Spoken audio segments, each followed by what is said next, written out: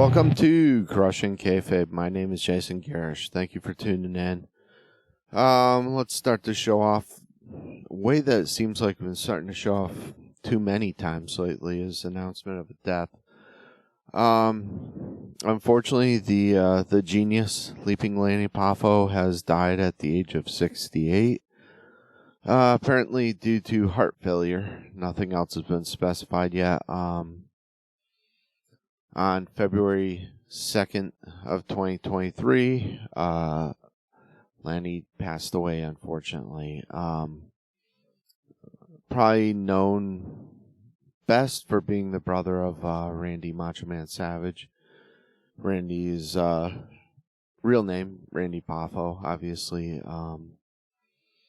But extremely, extremely sad. I enjoyed him. He was always entertaining. Never a top-tier star, but always intelligent guy and had some entertaining things to say. And it's sad to see him go. Growing up, it's funny. I never even knew that he was the brother of Macho Man. They always kept the two separated so much, and they never implied that they were related, which was pretty wild. Like I say, as a kid, I never would have thought that. But it wasn't until much later, obviously, when I learned Randy's real name and learned about his family and whatnot, that I learned that he was the brother to Lanny Poffo. Did I say Lanny before? I'm sorry if I did. Lanny Poffo, obviously. Man, this is what lack of sleep will do to you. But he was the younger brother of Randy Savage. Was what did I say? 68, and real unfortunate. Don't know if he'll ever end up going into the Hall of Fame. Would be interesting to see if he did, but or if he does. But worked everywhere. Worked at NWA, All South, WWE. Obviously, I'm originally from Connecticut, so my most of my memories, I should say, of him are from the WWE. But he's been all over the place, and eventually went to oh wow, I'm reading through all the places he worked. He's been to a lot of places.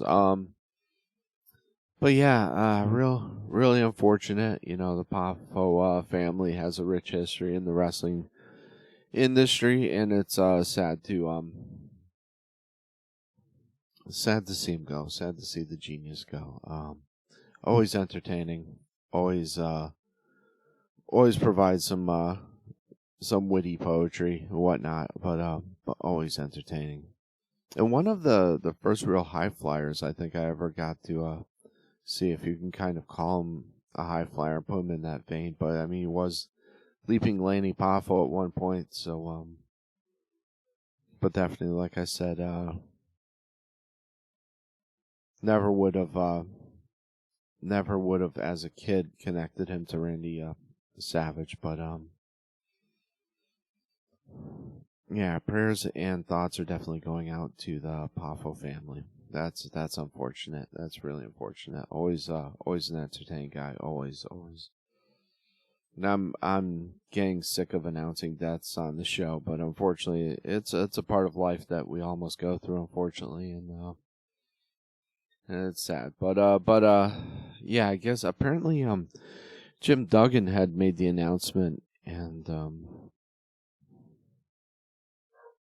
last weekend, and nothing more has been revealed other than him having heart failure.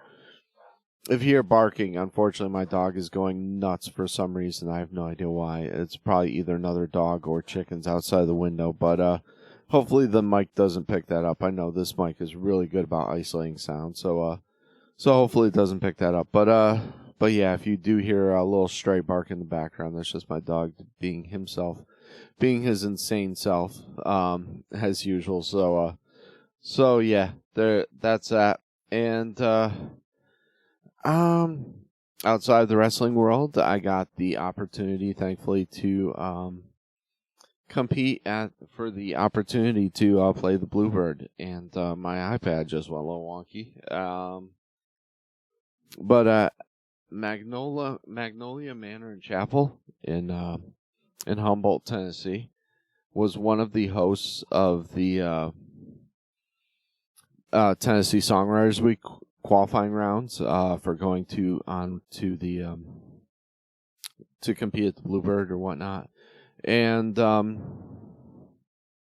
really an honor to be allowed to compete. Some great competition, some new faces, some older faces, just some really tough competition.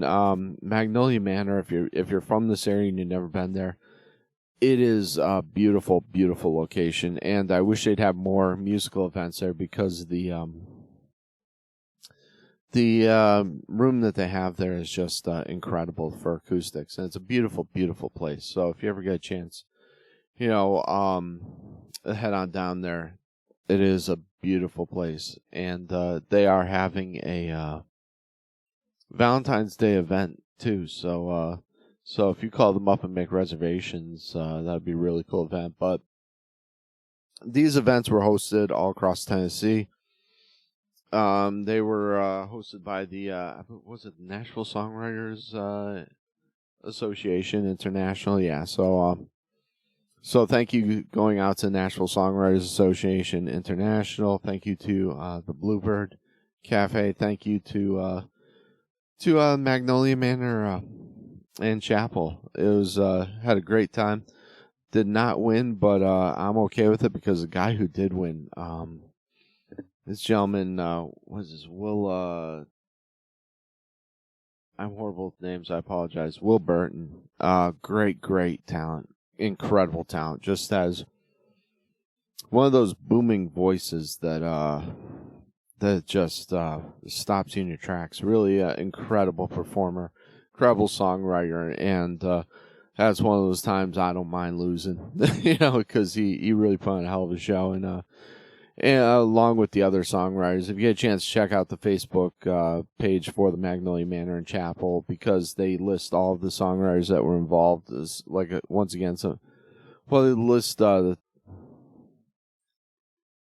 no, they don't list all of them. That's unfortunate because I would have loved to have seen a list. But like I said, some great talent, some really good stuff. Nerve-wracking on my part. I hate competitions. I hate anything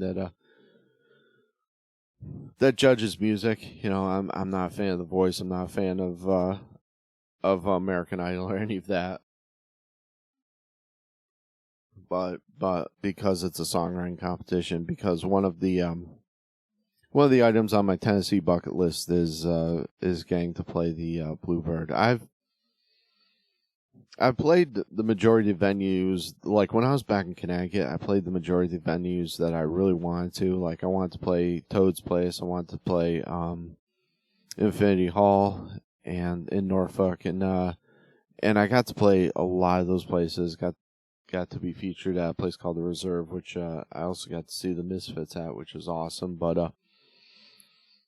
I had a lot of the places, like I said, that I wanted to, that were on my list, I got to do in Connecticut. And now I'm kind of working on that list for Tennessee, and the Bluebird's right at the top of that because that's kind of a mecca for Nashville songwriters, and it's a location where people like Taylor Swift, Garth Brooks, people along those lines got their start and have made appearances. People like Jason Isbell come down there, and it's just a really historic place for songwriting. And I know it's cliche, but I do consider Tennessee to be the soundtrack of America. I mean, a lot of truly American genres have originated here. Bluegrass, rock and roll, blues, country, just so many things have found their home here. And like I said, I know it's a cliche. I know it's a kind of a tourist moniker, but I believe it. I believe it, and this is a place where I'd like to establish myself and definitely make a name for myself and enjoy competing here. Like I said, I didn't win, but I'm okay with that. I'm perfectly okay with that because I got a great experience, got playing a great venue, and got to be around some great people and make some new connections and whatnot. The judges were Joseph Wooten, Paula Bridges McGill, Ross Hudson, Josh Milton, and Lee Sands, I believe, was the MC. If you recognize the name Wooten, it's because Joseph Wooten is the brother of Victor Wooten, very prominent musician. But Joseph Wooten is the keyboard player and musical director for the Steve Miller Band. So it was great being able to network with him and be able to pick his brain, and he actually performed at the end of the event too. So we got to hear him perform and have access to some really great talent. And one of the judges actually approached me afterwards and looked at me and said, I love your lyrics. You're a lyricist, man. So coming from people with that stature, that means a tremendous amount to me. So once again, saying my thanks out to Nashville Songwriters Association, to Magnolia Manor, and all the individuals who competed and the individuals who participated in the event.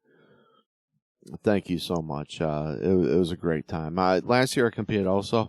I think this is the second year they're doing this. And once again, this is a statewide event. This isn't just Western Tennessee or Eastern Tennessee. There are locations throughout the entire state they're hosting these competitions, and they're basically bracketing down to who eventually will go down to play at the Bluebird. But I know that there is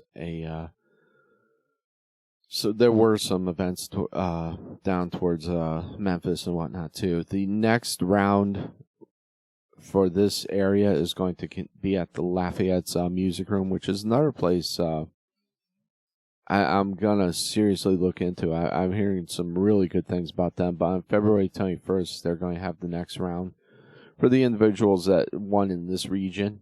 So if you're not doing anything on the 21st, check that out. Go down to Lafayette's Music Room. I believe that's in Memphis, if I'm not mistaken. But yeah, once again, I can't really express myself enough to say thank you and for the opportunity and everything. Last year, I came down and competed kind of last minute. I hadn't intended to, and I was getting over a sinus infection. Just sounded awful and was not in good shape at the time. So it was good to be able to compete when I'm actually not physically drained and in much better health. But check all that out, and support songwriters. It was, like I said, it was a real good time. Wrestling world. Wow, what do we got going on? The Bloodline storyline is progressing in WWE at a rapid rate. I didn't think it would quite go down this way, the way that they have it, but it's so highly entertaining. I have thoroughly enjoyed the acting and whatnot, the performances of everybody involved in this. Man, the subtleties of Jey Uso, Jimmy,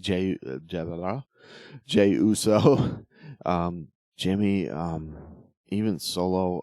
Man, Paul Heyman, Roman Reigns is just doing his best work ever. I mean, I have never been a Roman Reigns fan, and now he is just knocking this thing out of the park. I'm sure he's got Heyman in his ear and whatnot, but he is just hitting grand slams every night out there. And the same thing with Sami Zayn. I mean, wow. Like I said, I can't say enough. Just absolutely incredible. Thoroughly enjoying it. We obviously had the fallout where Sami turned on Roman at the Rumble, and now we're seeing Sammy coming out and challenging Roman to a title match, which is supposed to occur at the Elimination Chamber, which is next event. Now, this brings up some interesting prospects because we already know that Cody Rhodes is going to be challenging for the belt at WrestleMania.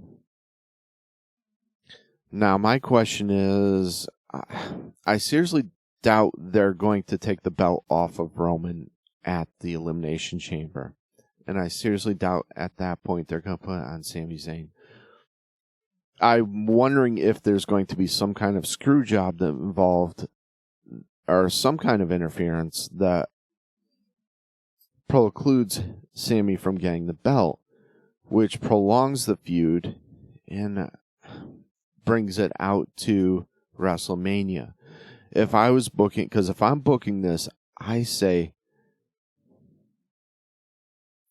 give Cody a shot at one of the titles one night and give Sami a shot at the other title the other night for WrestleMania and put a belt on both of them and have Roman Reigns just completely lose his mind and have Jay turn on Roman.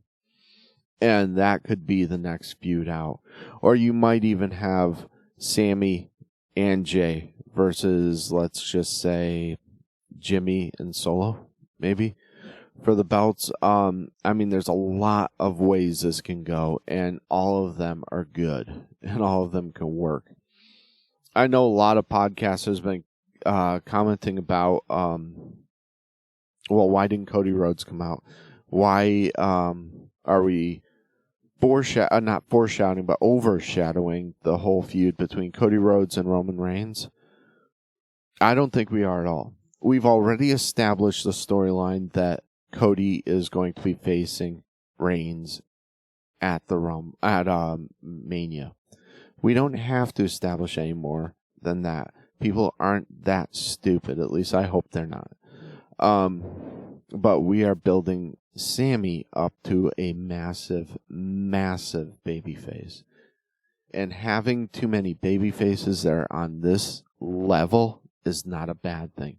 Having Roman getting the nuclear heat that he is right now is not a bad thing. People are screaming F you, Roman Reigns. I haven't heard this kind of reaction towards a heel in years. That tells me he is doing his job perfectly. I mean, I haven't heard that type of reaction or felt that gut felt reaction to his actions since, I'm going to say, almost the 80s or 90s. I mean, he is killing it. Everybody involved in the storyline is killing it. I mean, Cody is a massive babyface. Sami is a massive babyface. And Roman is looking like a piece of garbage. But a very powerful piece of garbage. And everyone is pulling this thing off beautifully. So I have no complaints with what they're doing with this, where they're going with this. I think it's perfect. So, I mean, like I said, there's some people have, I guess, again, I mean, some people have questioned Cody coming out at 30 in the Rumble. Honestly, I think that was a situation where I don't think he was really as ring ready. I mean, do you put him in first and then he just shows his weaknesses and shows his lack of ring work lately? I don't think that's a good thing. I understand where they went with the vignettes. I understand that some people say that they should have just let it be a surprise. I feel like they were kind of testing the waters, and that was a little bit of foreplay to bring Cody back, and I think that was the right thing to do because people have such short attention spans nowadays that to kind of bring it back and say, hey, Cody's working over here. Cody's working hard. Cody's doing his job. He's coming back, I think that was the absolute right thing too. I can completely understand where the people are coming from with the surprise thing too, though, because there weren't many surprises in this Rumble, hardly any at all. So I get that, but I think they did it right, and I think time is going to tell that they did it right, because, like I say, a lot of the casual viewers, a lot of the casual fans probably would have forgotten who Cody was at that point. So to refresh their memory, I think that was the intelligent thing to do, was to put the vignettes, and they were great vignettes, excellent vignettes. So I can't complain about that at all. We're rapidly running out of time here, unfortunately. I spent a lot of time talking about Lanny, and a lot of time talking about the Magnolia, and not a whole lot of time about wrestling. But hey, I appreciate everyone for tuning in and listening or watching the show, depending on how you're viewing or listening to this, whether it's Spotify or YouTube, whatnot. Thank you very much for tuning in. I'd like to give a shout out to Then and Now, Then and Now Flea Market in Trenton, Tennessee. You can go down and right in the middle of the square and pick up some handcrafted items from my wife, and handcrafted. I should say, I almost said handcrafted items from me, but not really. I mean, kind of. They're my CDs you can pick up there. So support the show and let them know that you heard about them on Crushing Kayfabe. Send a shout out to Trenton Tabletop and Arcade, and they resumed their business hours, and now they have a pool table and a lot of stuff going on there. So check them out. Once again, tell them Crushing Kayfabe sent you. Check us out on CrushingKayfabe.com, Crushing with a K. Also check us out on Patreon, and for just $1 a month, you can support the show, and would really appreciate, help keep the lights on here. These lights aren't cheap. I got these suckers are pretty bright, and they're not cheap. So help the show out, and send us a buck a month, and I think you'll appreciate it and like it.